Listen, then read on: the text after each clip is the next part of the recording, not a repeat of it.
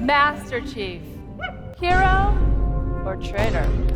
Spartan Locke, friend or foe? Epic worlds, epic battles, epic scale. This is Halo 5 Guardians. What a fucking lie!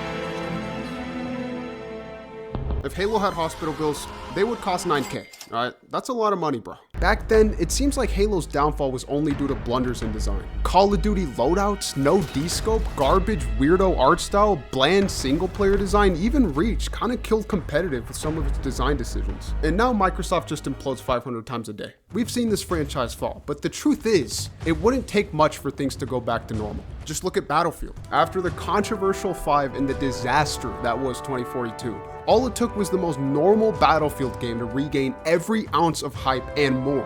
And that's not an insult, it's really that simple. If they just make one complete game, nobody's gonna be worried about Halo 4's grunts, everything will be normal. In fact, because of the past, they'll probably just appreciate it more. Except one thing, a part of Halo that can't be left in the past. A part of Halo that died 10 years ago.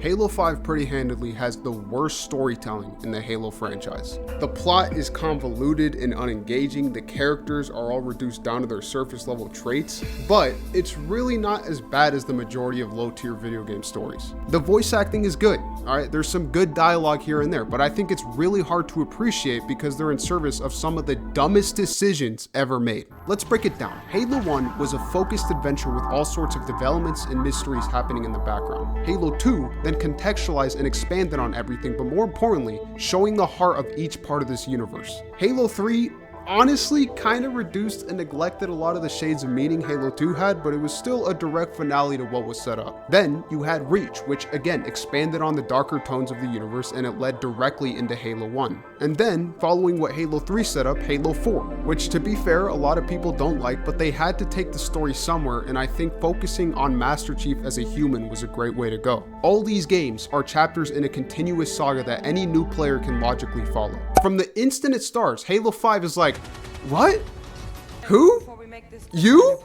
What are you doing here? How? This game is more aligned with Spartan Ops than it is with Halo 4. You had the whole debacle where you had to read like 5 books before playing the game. And in the story itself, again, so many things happen around these boring ass characters, and by the end, Cortana comes back and becomes Space Hitler. Just like that. And we have still not recovered. In fact, we'll never recover because Halo is just too noble to rewrite canon. Like, why? Where is the law? Like, it's fiction, guys. It's fiction. It's not some sacred Bible. What Halo 5 was supposed to be was an introspective story diving fully into the psychology of Master Chief now that he's lost such a huge part of himself. What type of meaning would he find in his life when forced to reflect on himself with seemingly nothing to fight for? The marketing framing Master Chief's found outlook as separate from the people he's taken orders from his entire life. And with the story also dealing with the domain, like the precursor domain? As a kid, this story seemed fire because it was bro versus bro, Spartan versus Spartan, but the point is that even as a well-seasoned Halo fan, this story would have been mind-blowing. Now, obviously, 10 years later, people and me have moved on, but when you reflect on it, it's just so sad and unfortunate. Also, learning that there wasn't even a huge fiasco in development that caused it. It's crazy that all this came down to the fact that the guy who wrote Halo 4 felt content, and that evil Cortana was apparently something the team had planned for years. Part of me does feel sympathy for the developers, but more of me asks where the fuck the leadership was. Like, seriously, dude, when did Microsoft become fucking inept at overseeing creative decisions? Oh wait, maybe there was never a chance that Halo 5's story could have been great, but either way, the damage it did to Halo is damage that is still being felt today. I get people like Halo Infinite, but what the fuck is the universe right now? You run back on everything about the created. UNSC is wiped out somehow from the faction that couldn't even take down old-ass Spirit of Fire. And White-Faced Monkey who won is trying to unleash yet another retcon faction? At this point, it's just so obvious that Halo is trying to force some sort of humanity underdog story, and it just makes it feel like a parody of what came before, not an actual continuation of a saga. So yeah, I mean, shit's fucking dead. And that will forever be Halo 5's legacy. Deservingly. So, why is it my favorite game of all time? Well, Halo multiplayer became the giant that it did for many reasons, including intentional map design, a unique weapon sandbox, social features, innovation, but I think the core of it all is the gunfights. Most shooters put all their focus on positioning and reticle placement, and while these are very important in Halo, they're only to get a lead in the following battle where you have to land a series of accurate shots all where your opponent moves and shoots, and also you have to move to avoid damage. It's a complex dance like boxing, hitting them with shit and not getting hit, where positioning can define the fight too. Do you push in for a melee or do you disengage, maybe throw a grenade? These fights do last like a few seconds, but while that might not seem like a lot, in the moment you're conscious of every micro decision being made. The formula has been changed around for the better and worse with future games, and Halo 5 came out seemingly following trends when every shooter was advanced movement. And yeah, you know, even today, a lot of Halo fans look at Halo 5 and say, dude, thrust is such a get out of jail free card, dude, and advanced movement is a lie. But listen, look at it purely from a gunfight standpoint.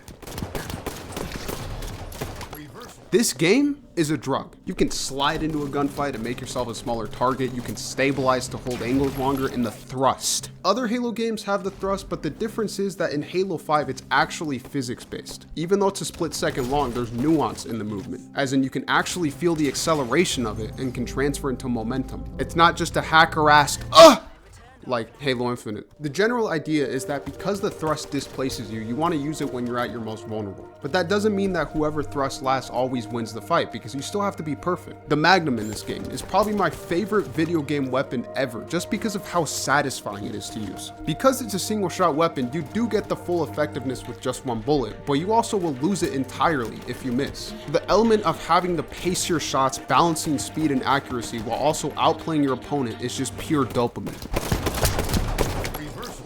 To account for the advanced movement, Halo 5 is hit scan, which means that cross-mapping is not only viable but necessary as you increase skill level. But because the map design is so aligned with the movement mechanics, Halo 5 is also a platforming game. But it's not just jump, clamber. No, it's crouch jump, stabilize, spring jump, thrust, slide jump, kneecap thrust, super jump, spring jump thrust. There are so many mechanics in this game, but the real depth comes from the fact that you can chain pretty much every combination of them together. And then even more depth comes from learning the map and knowing where you can apply certain techniques. You can get so creative with how you move in this game, but you might be wondering why. Well, because of how important positioning is, you have to maximize your speed and efficiency on the map to stay ahead of the enemy.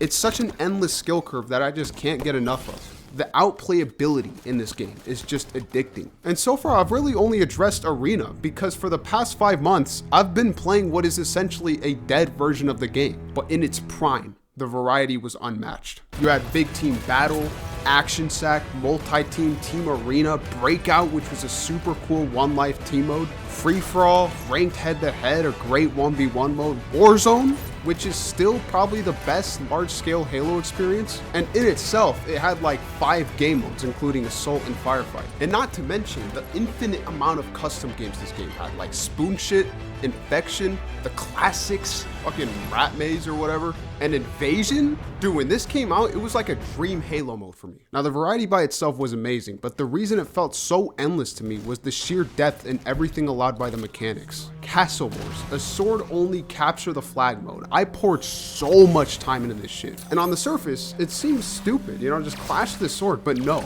The advanced mechanics allowed for greater manipulation of angles, but also distance, because the sword would only lunge in red reticle range. It was a game of making the opponent miss, which would then give you the opening for the kill. All that depth and skill gap in this random ass mode. All right, you see what I'm talking about? Look at Griffball. Why is there so many mechanics in Griffball? It's insane. I think about other mediums, and specifically how Mellon said that if he only listened to his favorite albums, he would get sick of it. And this is probably also true for film and TV. But when it comes to this game, I just can't get tired of it because of how rewarding it is to get better. Also, the fact that with how much skill depth and expression there is in this game, each player is like their own unique puzzle to solve. When I think about what art or a video game should strive to be, perfection may come to mind, but that word is just always associated with what's impossible. For example, the game on console is locked to 78 FOV. In this day and age, that's pretty low, which is why it is such a blessing that the PC port exists where you can mod it to both increase FOV and frame rate, and the game just feels that much more fluid.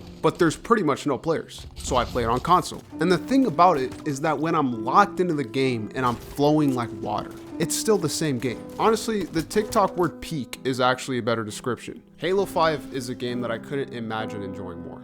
and it launched with the absolute worst thing that ever happened to Halo.